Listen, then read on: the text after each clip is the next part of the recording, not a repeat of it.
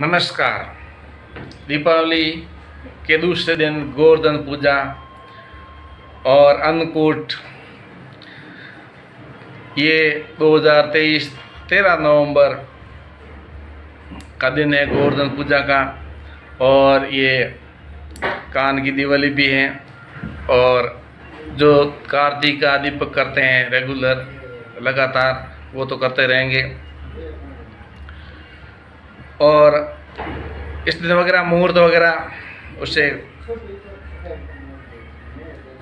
जो मुहूर्त से काम करते हैं, कुछ होम करते हैं, यज्ञ करते हैं, कुछ पूजा करते हैं, तो उनके लिए ज़रूरी है। या मैं आज आपको गोवर्धन पूजा, अन्नकूट, इसके बारे में बताऊंगा। वीडियो पसंद आए तो लाइक कीजिए, सब्सक्राइब कीजिए, शेयर कीजिए। तो गोवर्धन पूजा दीपावली का दूसरा दिन, जिसको रामाश्रमा भी बोलते हैं, और यहाँ इस दिन शक संवत की शुरुआत हुई। और आज ये सोमावती अमावस्या को ये शक संवत प्रारंभ हुआ। और आज सोमावती अमावस्या को ये गोवर्धन पूजा का दिन है। कार्तिक अमावस्या भी बोलते हैं और 10 अमावस्या भी बोलते हैं। और बलि पूजा भी, जो बलि जिनको सुग्रीव और बलि में जो लड़ाई हुई थी, तो बलि की पूजा का भी इसमें विधान है। और अन्नकूट का भी है। गोक्रीड़ा, जहाँ भगवान कृष्ण जो जंगल में गायों को चराते थे, गायों की सेवा करते थे, तो छोटे बछड़े गायें आपस में खेलती थी, तो गो क्रीड़ा करती थी। यानी गायें चराते हुए गो क्रीड़ा करना, खेलना गायों के साथ में, या गायें खुद खेलना, ये एक अद्भुत खेल होता है गायों के बीच में और ग्वालों के बीच में। और मुख्य रूप से गोवर्धन पूजा और सोमावती अमावस्या, ये सब छोटे छोटे महत्व के त्यौहार, ये बहुत कृष्णावतार की बात है, तो उसमें ये सब हुआ। इसमें मुख्य रूप से गोवर्धन पूजा है। और गोवर्धन पूजा में ऐसा है कि एक बार इंद्र ने, देवताओं के राजा इंद्र ने बहुत सारी वर्षा कर दी ब्रजवासियों पर। तो भगवान कृष्ण ने इंद्र को जवाब देने के लिए गोवर्धन पर्वत को उंगली पर धारण कर लिया, जिसके फलस्वरूप ब्रजवासी बच्चे बहुत ज़बरदस्त बारिश किया, नदियाँ का नदियाँ समुद्र बन गया नीचे का एरिया। तो गोवर्धन पर्वत को ही पहले उठा लिया और सभी ब्रजवासियों को बचा लिया। और सभी ब्रजवासियों ने गोवर्धन की पूजा की, परिक्रमा की। यानी गोवर्धन पर्वत को पूरा उठा लिया और उसको छतरी के रूप में उपयोग किया पूरे ब्रजवासियों ने, भगवान कृष्ण ने। तब से गोवर्धन पूजा शुरू हुई है, क्योंकि पूरे ब्रजवासियों के ऊपर जो वर्षा हो रही है, उससे बचने का एक ही रास्ता भगवान कृष्ण थे। और भगवान कृष्ण ने गोवर्धन पर्वत को उंगली पर धारण करके सब ब्रजवासियों को बचाया था। सिर्फ ब्रजवासियों भी नहीं, गौएं भी थी, गायें, बछड़े, दूसरे जानवर, यानी पृथ्वी पर जो भी रहने वाले ब्रज के जो निवासी थे, सभी को बचाया भगवान कृष्ण ने। इसलिए गोवर्धन पूजा मुख्य रूप से ब्रज क्षेत्र में होती हैं। गोवर्धन पूजा, गोवर्धन पर्वत है, उसकी पर्वत की पूजा सभी लोग करते हैं। साथ में भगवान कृष्ण की पूजा होती है। गोवर्धन, जहाँ पर गायों का वर्धन होता है, वर्धन मतलब गायें बढ़ती हैं, गायें खुश रहती हैं, गायें अपना विकास करती हैं, इसलिए वो उस पर्वत का ही नाम गोवर्धन पड़ गया। तो ये गोवर्धन पूजा, इसमें अब जो लोग ज़्यादा गायें पालते हैं, गौशाला हैं, तो वहाँ पर बहुत महत्व है गायों की पूजा का विधान है और गोवर्धन पूजा का विधान है। और जो गायों से संबंधित, गायों की सेवा करके गायों पर निर्भर हैं, गायों के दूध दही बेचते हैं, तो वो गोवर्धन पूजा करते हैं, भगवान कृष्ण को खुश करते हैं। जैसे उनके जीवन में भगवान कृष्ण गोवर्धन पूजा को स्वीकार करते हुए उनके जीवन में उन्नति करते हैं। गो क्रीड़ा, भगवान कृष्ण जब गाय चराते थे तो गाय आपस में क्रीड़ाएँ, जब पूरा पेट भर जाता था तो क्रीड़ाएँ करती थी, खेलती थी, दौड़ती थी। उसके साथ में बछड़े थे, तो जो कम दूध पीने वाले थे तो वो घास भी खाते थे, तो वो भी खेलते खेलते दौड़ते भागते। और साथ में गायों को चराने वाले भगवान कृष्ण, बलराम और उनके पूरा साथी बच्चे, ये भी उन गायों से, बछड़ों से खेलते थे। तो ये गो क्रीड़ा का दिवस है, गोवर्धन पूजा से जुड़ा हुआ। और गो क्रीड़ा, गो पूजा, गोवर्धन पूजा मतलब गोवर्धन पूजा, गायों की उन्नति, गायों का विकास, इसलिए भगवान कृष्ण की और गोवर्धन पर्वत की और गायों की पूजा की जाती है। बलि पूजाएं, तो बलि जो राजा थे, तो सुग्रीव ने उनको, बलि और सुग्रीव आपस में भाई थे, तो भाइयों के आपस में कुछ लड़ाई थी। तो लड़ाई में फिर बलि की ऐसा है कि उसमें वामन रूप करके भगवान एक बार बलि से मांगा था जमीन का टुकड़ा, तो बलि ने 3 पाँव दे दिया। ब्राह्मण के रूप में आए थे और बोले कि मैं ब्राह्मण हूँ, मेरे को 3 पाँव जगह चाहिए। तो भगवान वामन रूप नहीं समझ पाए बलि, और बलि ने हाँ कर दी, ठीक है आपको 3 पाँव 3.5 पाँव जमीन ले लो। भगवान जब विराट रूप धारण करके एक पैर में जमीन नाप लिया और दूसरे में स्वर्ग लोग, और तीसरा पैर फिर कहाँ रखें, फिर बलि बोला मेरे सिर पर रखो, क्योंकि शर्त पूरी करनी थी। तो बलि ने अपना सिर आगे रखा, तो सिर पर रखा, और इस प्रकार से भगवान की वचन पूरा हुआ। बलि ने वचन पूरा किया, इसलिए भगवान ने खुश होकर के बोला कि तुम्हारी भी पूजा होगी, तुम कितने भी कैसे भी हो, लेकिन भगवान के एक भक्त हो, इसलिए तुम्हारी भी पूजा होगी। क्योंकि भगवान भी विष्णु अवतार हैं और गोवर्धन पूजा भी विष्णु है, और गायें ये भी समृद्धि और संस्कृति की विरासत के रूप में होते हैं, तो ये भी विष्णु। गो क्रीड़ा, गोवर्धन पूजा और बलि पूजा, ये सब दीपावली का दूसरा दिन, रामाश्रमा और एक दूसरे से मिलाप, जो जुलने का जो सिलसिला और भाईचारा, ये दीपावली का महापर्व। उसके साथ में शक संवत की भी शुरुआत हुई थी, जिसमें खाता भाई, ये मुख्य रूप से, वो तो वैसे धनतेरस को हो जाता है, लेकिन जो शक संवत की शुरुआत ये धनतेरस को हुई थी। लेकिन कुछ लोग इसमें एक संवत का भी वर्णन है, तो वो मेरे को मालूम नहीं है, शायद कुछ पता करना पड़ेगा।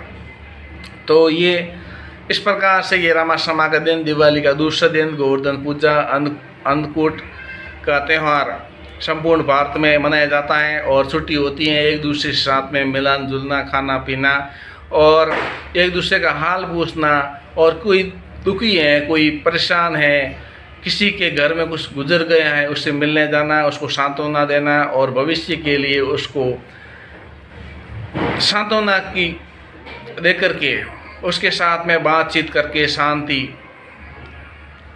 वार्ता करना, शांति आश्वासन देना, ये सब भाईचारा है, अपनापन है। ये अपनापन ये हमारे त्यौहार को, हमारे भाईचारे को बढ़ाता है, और परिचय भी होता है कि कौन क्या है, किसके साथ क्या हुआ, किसके साथ क्या घटना हुई है, ये सब सुनने को, देखने को आना जाना पड़ता है।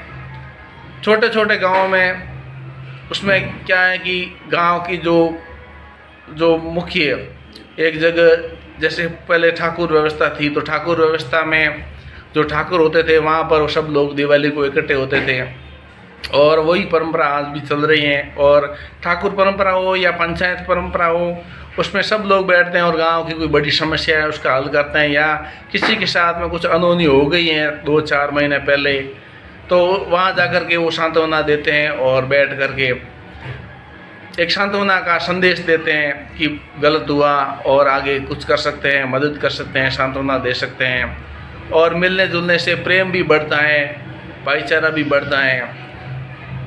तो इस प्रकार से ये त्यौहार भाईचारे का है।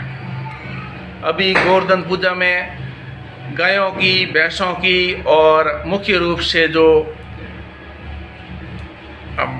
भैंसे होते हैं, भैंस और भैंसों का श्रृंगार करके उनको साथ में डांस भी होता है ये गोवर्धन पूजा में। और ये डांस के साथ में उनका श्रृंगार भी किया जाता है और इस प्रकार से उनके साथ उनको गली में, एक इलाके में घुमाया जाता है और उनकी मतलब विशाल एक जुलूस निकाला जाता है उनको श्रृंगार करके। और कहीं कहीं पर इन भैंसों को एक दूसरे से लड़ाने के लिए भी कोशिश करते हैं कि कौन बलवान भैंसा है, कौन क्या है। मतलब एक ताकत के रूप में, एक संस्कृति में भाई अच्छा भैंसा होगा तो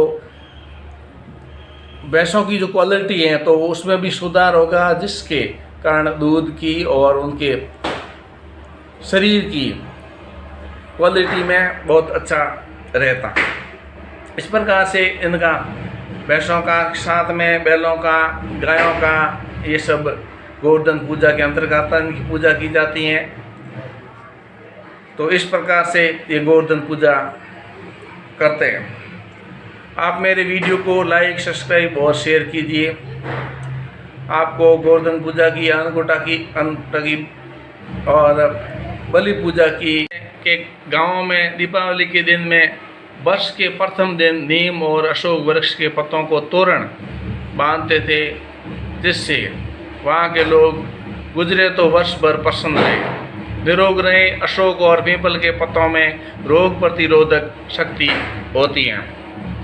उस तोरण के नीचे से गुजर कर जाने से वर्ष भर रोग प्रतिकारक शक्ति बनी रहती है।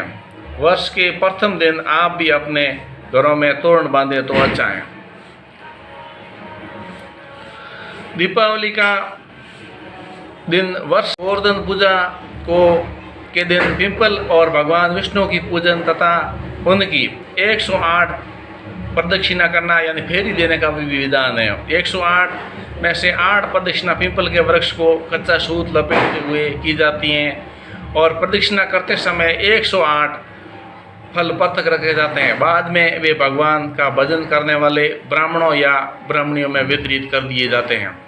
ऐसा करने से संतान चिरंजीवी होती हैं। इस दिन तुलसी की 108 परिक्रमा करने से दरिद्रता मिटती है, ऐसा माना जाता है।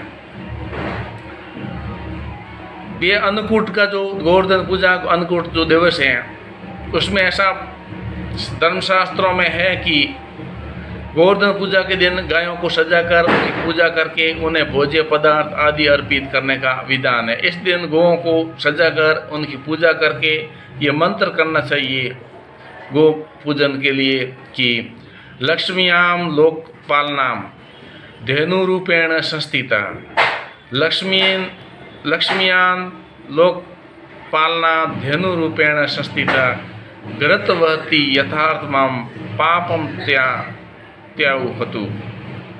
इस प्रकार से ये गायों का मंत्र है और लोकपालकों की साक्षात लक्ष्मी है तथा जो यज्ञ के लिए घी देती हैं, यह गौ माता मेरे पापों का नाश करे। रात्रि को गरीबों को यथासंभव अन्न दान करना चाहिए, तो वो अन्नकूट का हिस्सा होता है।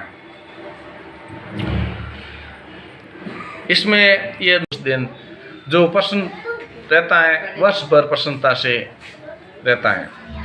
महाभारत में भगवान व्यास जी कहते हैं, यो दस्येन भावेन तिष्ठ्यस्य युधिष्ठिर हर्षदेन्त्या रूपेण तस्य वर्ष पर्याति। हे युधिष्ठिर, आज नूतन वर्ष के प्रथम दिन जो मनुष्य हर्ष में रहता है उसका पूरा वर्ष हर्ष में जाता है और जो शोक में रहता है उसका पूरा वर्ष शोक में व्यतीत होता है। नूतन वर्ष के दिन मंगलमय चीज़ों का दर्शन करना भी शुभ माना गया है, पुण्य प्रदायक माना गया है। जैसे उत्तम ब्राह्मण, तीर्थ, वैष्णव देव प्रतिमा, सूर्य देव, सती, स्त्री, सन्यासी, यति, ब्रह्मचारी, गो, अग्नि, गुरु, गजरा, सिंह, श्वेत, अश्व, शुक्र, कोकिल, खजगीट, हंस, मोर, नीलकंठ, शंख, पक्षी, बछड़े सहित गाय, पीपल, वृक्ष, पति, पुत्रवती नारी, तीर्थयात्री, दीपक, सुवर्णमणि, मोती, हीरा, माणिक्य, तुलसी, श्वेत पुष्प, फल और श्वेत धान, घी, दही, शहद भरा हुआ घड़ा और लावा, दर्पण, जल, श्वेत पुष्पों की माला, गोरोचन, कपूर, चांदी, तालाब, फूलों से भरी हुई वाटिका और शुक्ल पक्ष का चंद्रमा, चंदन, कस्तूरी, कुंकुम, पताका, अक्षयवट यानी प्रयाग तथा गया जो वट वृक्ष है उसको अक्षयवट बोलते हैं। देव वृक्ष जिसमें गूगल है, देवालय, देव संबंधी जलाशय और देवता के आश्रित भक्त जिसमें देववट कहते हैं। सुगंधित वायु, शंख, दुर्गंधी, सिप्पी, मूंगा, स्फटिक, मणि, कुश की जड़, गंगा जी की मिट्टी, कुश, तांबा, पुराण की पुस्तक, शुद्ध और बीज मंत्र सहित भगवान विष्णु का यंत्र, चिकनी दूब, रतन, तपस्वी सिद्ध, मंत्र, समुद्र, कृष्णावतार और काला मृग यज्ञ, महान उत्सव, गोमूत्र, गोबर, गोदुग्ध, गोधुली, गौशाला और गोखुर, पकी हुई फसल से भरा हुआ खेत और सुंदर सदाचारी पद्मिनी, सुंदर वेश, वस्त्र और दिव्य आभूषणों से विभूषित सौभाग्यवती स्त्री, श्यामकरी, गंध और दुर्वा, चावल और अक्षत, सिद्धांत, पकाया हुआ अन्न और उत्तम अन्न, इन सब के दर्शन से पुण्य लाभ होता है। ब्रह्म वैवर्त पुराण में श्री कृष्ण जन्मखंड अध्याय में ये सब बातें कही गई हैं। नूतन वर्ष के दिन सुबह जगने से बिस्तर पर बैठे बैठे चिंतन करना और आनंद स्वरूप परमात्मा मेरा आत्मा है, प्रभु मेरे सुहृदय हैं और सखा हैं, परम हितैषी हैं। ओम ओम आनंद माधुरी। और वर्ष शुरू हुआ और देखते देखते आयुष्य का 1 साल बीत जाएगा। फिर दीपावली आएगी और आयुष्य क्षीण हो रहा है। आयुष्य क्षीण हो जाए उसके पहले मेरा अज्ञान क्षीण हो जाए। हे ज्ञानदाता प्रभु, मेरा दुख नष्ट हो जाए, मेरी चिंताएं दूर हो जाएं। हे चैतन्य स्वरूप प्रभु, संसार की आसक्ति से दुख और चिंता और अज्ञान बढ़ता है तो तेरी प्राप्ति से सुख, शांति और माधुरी का निखार होता है। प्रभु तुम कैसे हो तुम ही जानो, हम जैसे जैसे हैं तुम्हारे हैं देव। ओम ओम। इस प्रकार से बिस्तर में तनिक शांत होकर के ये भावना कीजिए और बैठ करके दोनों हथेलियों को आगे करके कराग्रे वस्ते लक्ष्मी, कर मध्य सरस्वती, कर मूले तू गोविंद, प्रभाते कस दष्टम और हाथों को मुंह पर फेर लीजिए जिससे उनमें जो ओरा होती हैं वो मुंह पर छा जाती हैं। आपने मुंह पर हाथ सूंघ लेना और फिर दायां नथुना चलता हो तो दाईं और बायां नथुना चलता हो तो बायां पैर धरती पर पहले रखना। इस दिन विचारना कि जिन विचारों और कर्मों को करने से हम मनुष्यता को महानता से नीचे आते हैं उनमें कितना समय बर्बाद हुआ है। हम नहीं करेंगे अथवा कम समय देंगे और जिससे मनुष्य जीवन का फायदा होता है। सत्संग है, भगवान नाम है, सुमिरन है, सुख और दुख में समता है, साक्षी भाव है, इनमें हम ज़्यादा समय देंगे। आत्म ज्योत में जिएंगे। रोज़ सुबह नींद से उठकर 5 मिनट शिव नेत्र पर ओमकार या ज्योत या भगवान की भावना करेंगे जिससे हमारी आत्मा शुद्ध होकर हमारी आत्मा परमात्मा में मिलने की तरफ कोशिश करेगी, एक प्रगति होगी। इस प्रकार से आप ये अन्नकूट का त्यौहार, दीपावली का दूसरा दिन, नूतन वर्ष भली पूर्वक अच्छे विचारों के साथ में, सकारात्मक भावना के साथ में मनाइए जिससे आपका मन, आपका जीवन उन्नति के रास्ते पर आगे बढ़ेगा और भगवान के आप अंश हो और भगवान के अंश में भगवानमय होकर के जीवन जीना और भगवान को ही समर्पित हो जाना, भगवान के चरणों में ही समर्पित हो जाना, यही मनुष्य मात्र का मोक्ष है, यही मनुष्य का कल्याण इसमें संभव है। आप मेरे वीडियो को लाइक, सब्सक्राइब और शेयर कीजिए।